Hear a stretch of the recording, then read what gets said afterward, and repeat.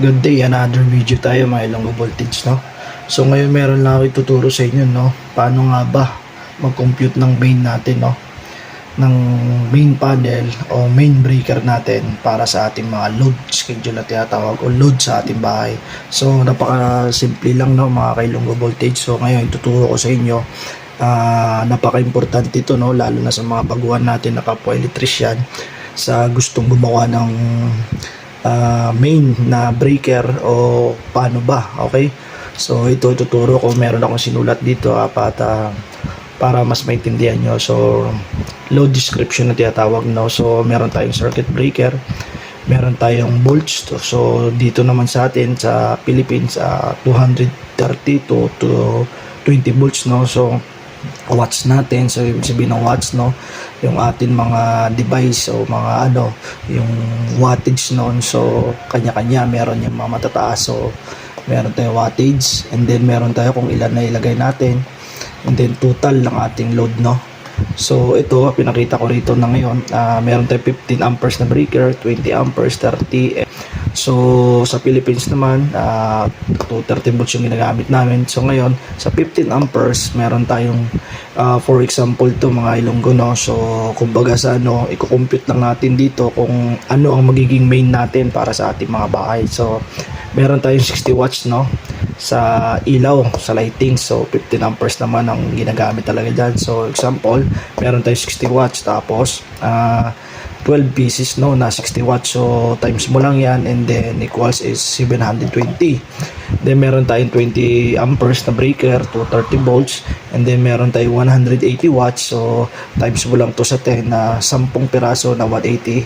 So times mo equals 1,800. And then meron tayong 30 amperes to 30 volts, and then 2,400, no. So for example to ito ay aircon, no, na 2 HP, no, horsepower.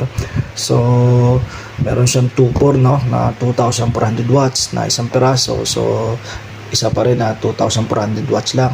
So meron tayo 20 amperes to 30 volts ulit yung ating ginagamit.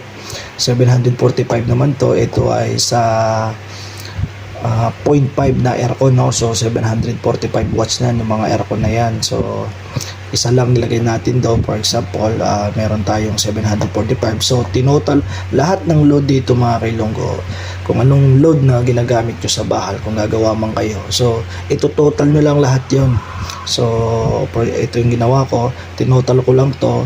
So meron tayong kalabasan na 5,665 na total load sa ating bahay. So ito yung pinaka load natin, load sa ating bahay to. Bahay, example, sa bahay to o commercial man. So ito na yon ang buwang niya. And then so paano ba tayo magano ng ating main breaker dyan? So meron tayo 5,665. So gumamit ako ng main na breaker dito is 40 amperes. And then ang wire na size na ginagamit ko, pagka 40 amperes, standard naman yan Philippine Electrical Code 8.0 mm o AWG number 8 THHN, no. So paano ba ito? Ginawa ko dito 40 times mo lang sa 230 equal to 9,200. So meron tayong tinatawag na safety factor. So times mo sa 0.8. So ang kalabasan niyan equal 7,360. So mga Ilonggo, so pansinin nyo, meron pa tayong allowance dito. Kasi yung total load natin dito 5,665 lang. So ang gamit natin na main breaker is 40. And then ito lang yung magagamit natin load para sa ating main breaker, 7,360. So meron pa tayong allowance dito para sa ating main, no. Kahit tumaas pa ng 6,000 dyan, kaya pa rin ang ating 40 amperes. So lagi tayong magpasobra sa ating main breakers.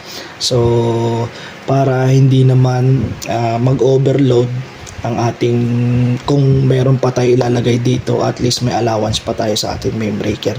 Ito ay tama lang to para mas mabilis din. Hindi naman siya ganun kataas ang ating nilagay, no, for safety rin, no, safety procedure pa rin, para in case kung may mga short circuit dito ay automatic pa rin mamamatay, no, ang ating main breaker. So, yun lang mga kailunggo voltage, no. Sana na may nakukuha kayo at naintindihan nyo. Share nyo rin at para marami pang makakalam na iba. Okay?